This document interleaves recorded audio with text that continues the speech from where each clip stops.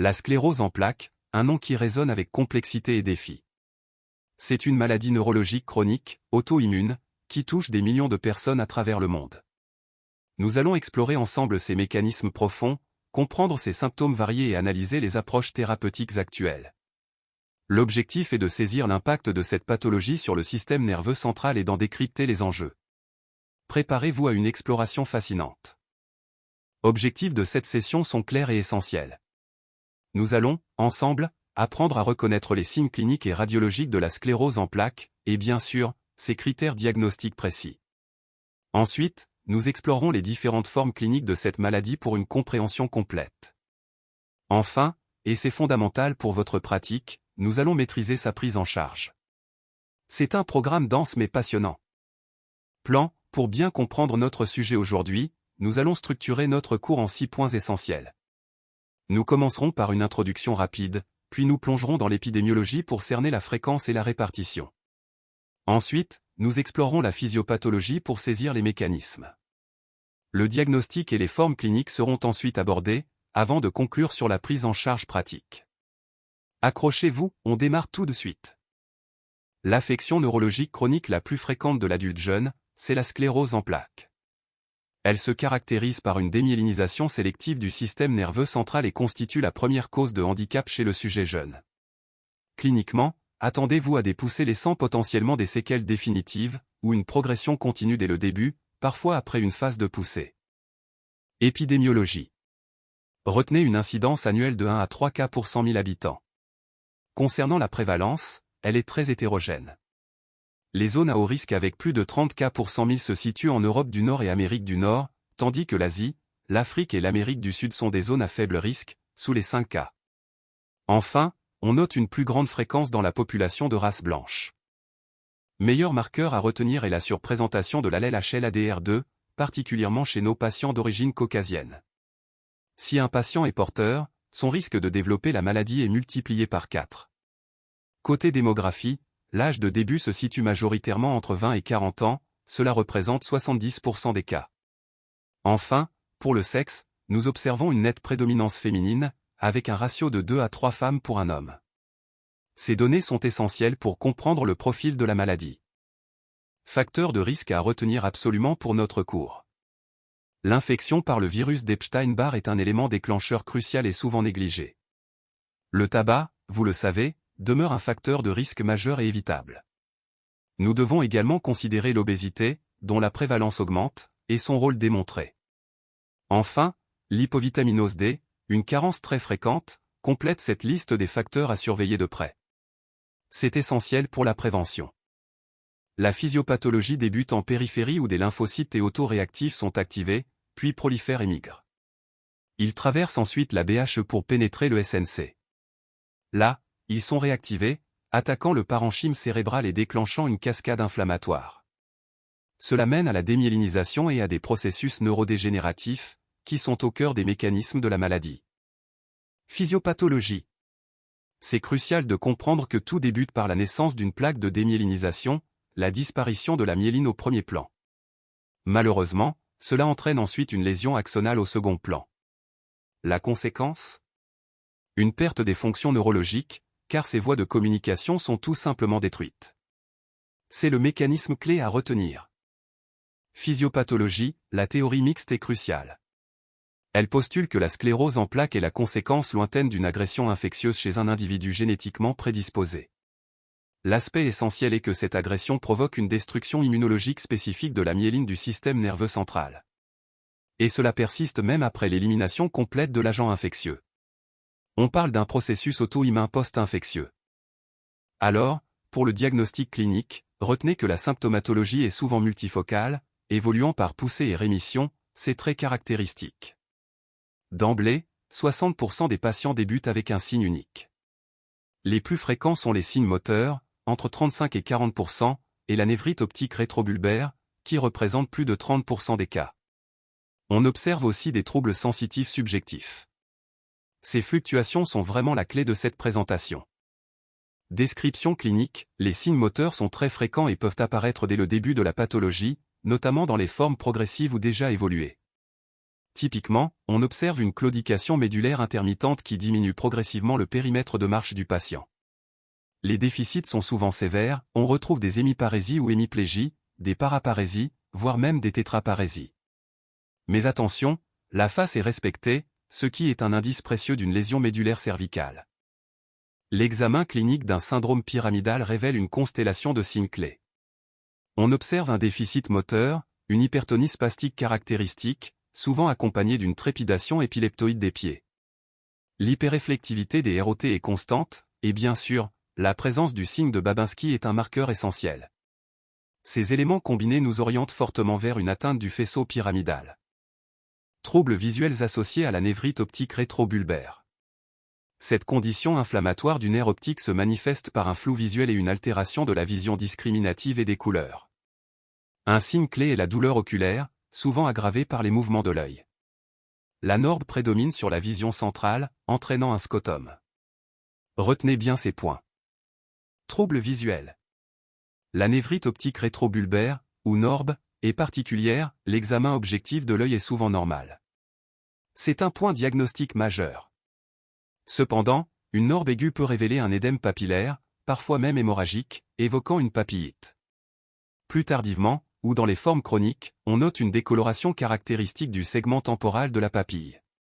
C'est la distinction essentielle à retenir entre la phase aiguë et les séquelles. Passons aux signes sensitifs. Retenez bien les paresthésies et dysesthésies, avec ces sensations de brûlure, de piqûre, ou l'impression de constriction, et parfois celle de marcher sur du coton ou d'avoir une toile d'araignée sur le visage. Le signe de l'hermite est crucial, car il est caractéristique d'une atteinte de la moelle cervicale. Enfin, notez l'existence de douleurs névralgiques et, à l'examen, une apalesthésie, une ataxie proprioceptive avec un signe de Romberg. Quatrièmement, les signes d'atteinte du tronc cérébral incluent les troubles oculomoteurs. La diplopie est révélatrice, souvent transitoire, pouvant disparaître en fermant un œil. C'est un symptôme fréquent et parfois paroxystique. De plus, une paralysie de fonction peut être observée. Retenez qu'une ophtalmoplégie internucléaire chez un sujet jeune est une constatation très évocatrice d'une atteinte du tronc cérébral. Syndrome vestibulaire, c'est une manifestation clé, vertige vrai, sensation vertigineuse, souvent incomplet et disharmonieux. Le nystagmus est d'un grand intérêt diagnostique. Attention aussi à l'atteinte du trijumeau, source de paresthésie voire de névralgie. Parmi les autres nerfs crâniens, une paralysie faciale peut inaugurer dans 5% des cas. Enfin, les troubles de déglutition et l'abolition du réflexe nauséeux sont des signes de forme plus évoluée. Le syndrome cérébelleux se traduit par des troubles statiques ou cinétiques. Quant aux troubles génito-sphinctériens, ils sont quasi constants avec une paraparésie, miction impérieuse, dysurie, et évolution fréquente vers l'incontinence, souvent associée à la constipation et des troubles sexuels. Enfin, les troubles thymiques couvrent l'euphorie, la dépression, le risque suicidaire et ses épisodes de rire ou pleurs spasmodiques. Un tableau clinique riche. Passons maintenant aux troubles cognitifs et à la fatigue. Ces troubles sont très fréquents dans la CEP, affectant la mémoire, le raisonnement et l'attention. Important, pas d'apraxie, d'agnosie, ni de troubles du langage ici. La fatigue, elle, est un symptôme majeur, très marqué, mais son intensité ne reflète absolument pas la sévérité globale de la maladie. C'est une distinction essentielle à comprendre pour vos patients et leur prise en charge. Examen complémentaire, 3 points clés à retenir. L'IRM cérébral et médulaire est absolument indispensable, c'est notre examen princeps. L'étude du LCR, par ponction lombaire, est précieuse pour un diagnostic positif de dissémination temporelle et pour écarter d'autres diagnostics. Enfin, n'oubliez pas les potentiels évoqués visuels, les PEV. Ils sont cruciaux pour objectiver la dissémination spatiale. Ces outils sont vitaux pour une bonne compréhension et un diagnostic affiné. L'IRM est capital. Nous observons des hypersignaux de la substance blanche en séquence T2. Ces lésions, arrondies ou ovales, de taille variable, sont très évocatrices de démyélinisation. Observez leur localisation clé, périventriculaire, au corps calleux comme sur l'IRM cérébral ou encore médulaire, souvent limitée à moins de 3 segments, visibles sur l'image spinale. C'est la signature IRM. Voici une IRM en séquence T1, où vous observez ces lésions hypointenses, ces trous noirs, clairement indiqués par les flèches. Ce ne sont pas de simples artefacts. Ces marques dans la substance blanche signalent une perte tissulaire irréversible, souvent une perte axonale significative ou une démyélinisation sévère. Elles sont cruciales car elles traduisent l'atrophie cérébrale et sont des marqueurs pronostiques de la progression de maladies neurologiques comme la sclérose en plaques. Les séquences T1 après injection de gadolinium sont cruciales car elles révèlent les lésions actives, celles où la barrière hémato-encéphalique est perturbée. Regardez cet IRM, le gadolinium y provoque un rehaussement typiquement annulaire, visible en périphérie de la lésion, comme un anneau clair. C'est ce signe, cet hypersignal caractéristique, qui nous indique l'activité de la lésion, essentielle pour le suivi et le diagnostic différentiel. Une information directe et visuelle très précieuse. Observez cet IRM en séquence flair. Nous y décelons de multiples hypersignaux, ces zones blanches éclatantes. Leur topographie est essentielle, une nette prédominance périventriculaire, juste autour des ventricules cérébraux. Ces hypersignaux traduisent des lésions au sein de la substance blanche. Ce type d'image est absolument fondamental pour identifier des pathologies neurodégénératives, notamment la sclérose en plaques ou des atteintes vasculaires chroniques. C'est un indice diagnostique majeur. L'étude du LCR est capitale pour confirmer une réaction inflammatoire du SNC et exclure d'autres causes, notamment infectieuses. Typiquement, on note une pléiocytose modérée, de 5 à 50 éléments blancs par MEM3, avec prédominance lymphocytaire dans 50% des cas. La protéinorachie est souvent inférieure à 1 g par litre dans 75% des cas. Néanmoins, il est essentiel de retenir que le LCR peut être tout à fait normal. Une information clé pour votre diagnostic. PEV, pour potentiel évoqué visuel. Comprendre ce test est clé, l'allongement de la latence de l'onde P100 est un signe fort, presque signature, d'une névrite optique rétrobulbaire. Cet examen objective de manière très précise la démyélinisation des voies optiques. Pensez à l'atteinte de la gaine de myéline entre les cellules ganglionnaires de la rétine et le cortex cérébral. C'est un diagnostic crucial pour la prise en charge. Les critères de McDonald 2010 pour la CEP sont essentiels. La dissémination dans l'espace signifie des lésions multiples à l'IRM, indépendantes des symptômes. Retenez au moins 4 lésions, dont une périventriculaire. Quant à la dissémination dans le temps, elle est prouvée par des lésions d'âge différents, souvent visibles par le rehaussement. Ces deux aspects sont fondamentaux pour le diagnostic de la sclérose en plaques. C'est clair et direct. McDonald 2017, une mise à jour cruciale pour le diagnostic de la CEP. Cette diapositive synthétise les critères. L'objectif est de démontrer la dissémination spatiale DIS et temporelle DIT des lésions. Si vous avez déjà 2 poussées et 2 lésions, l'IRM confirme le diagnostic. Avec moins de preuves cliniques, il faut alors montrer la DIS par une nouvelle poussée ou IRM, et la DIT par une nouvelle poussée, IRM, ou par les bandes oligoclonales du LCR. C'est l'essence même de ces critères, simples et efficaces. Autre point important pour l'orientation diagnostique. Tout d'abord, un bilan sanguin strictement normal est très rassurant.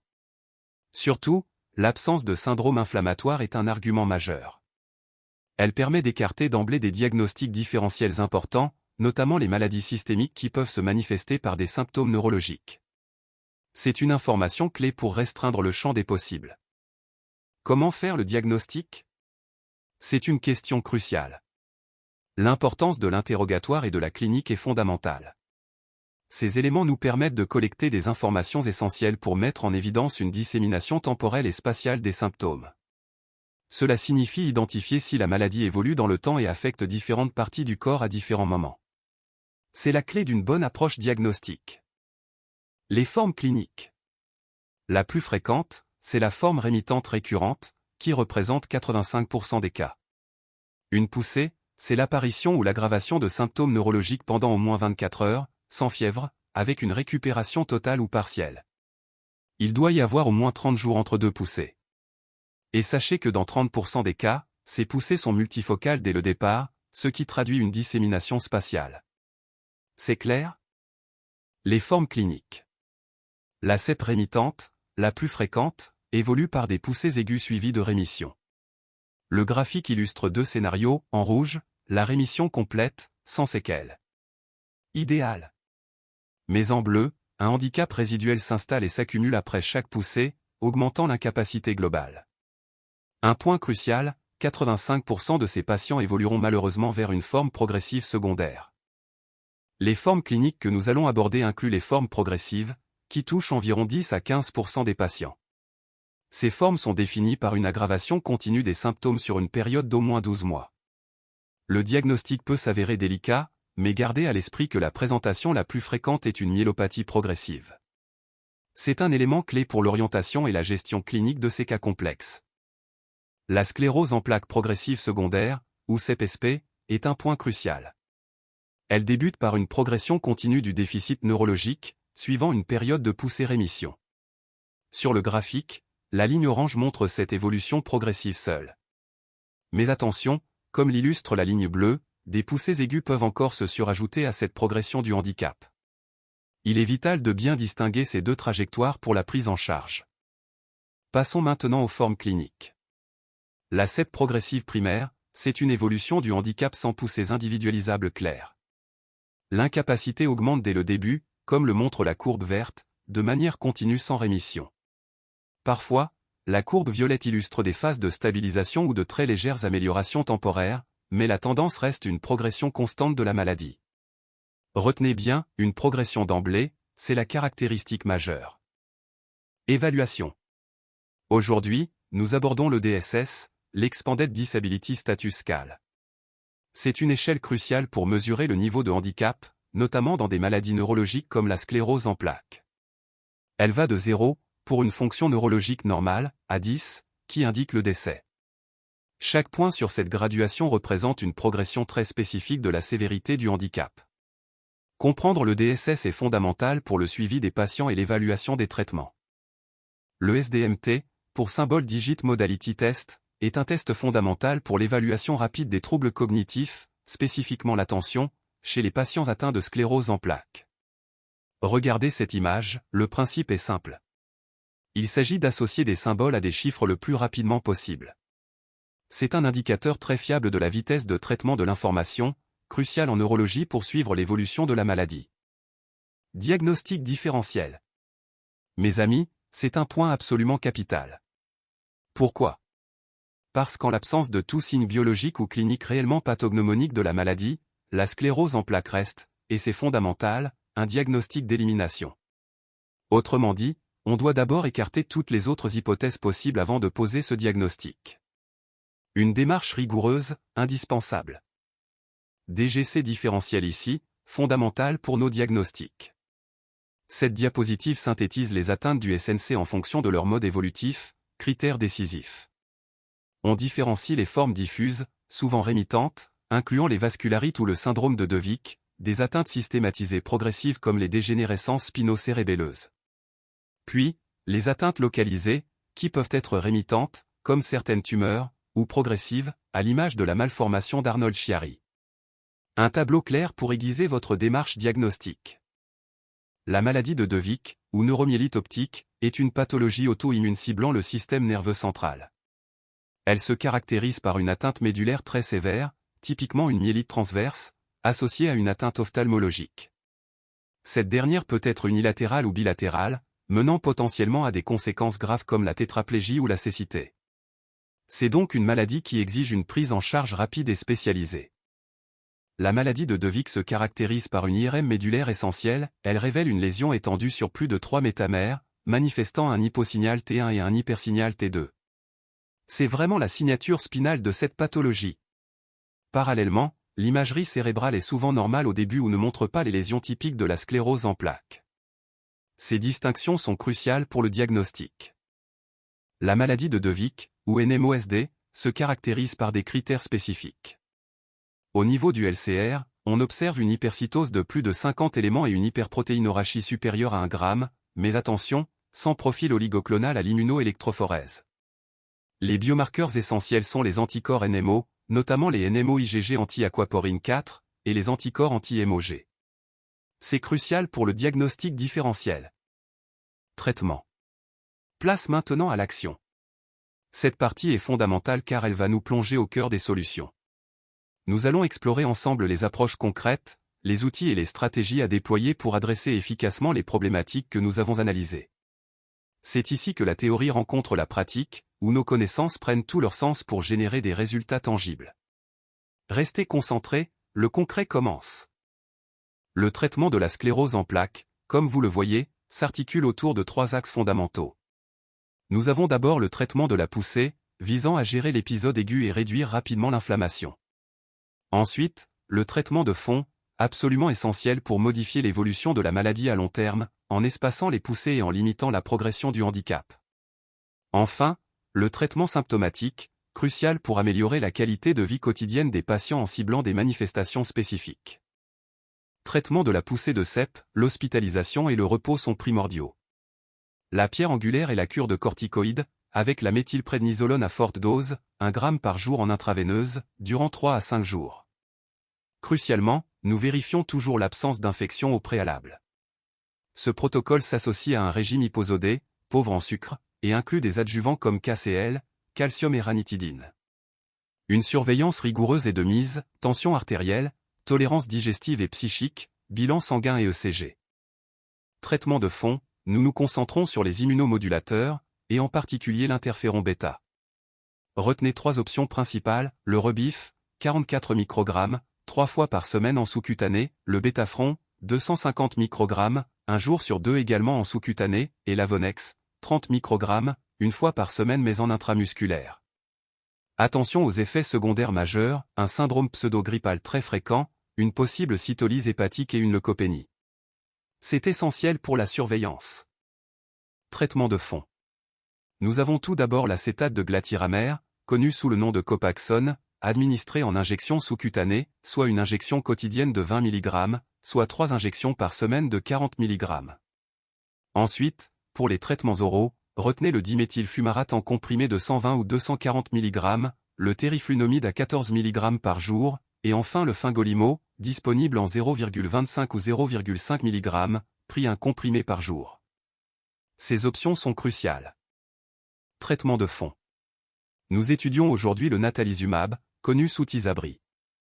Cet anticorps monoclonal s'administre en perfusion de 300 mg toutes les 4 semaines en milieu hospitalier.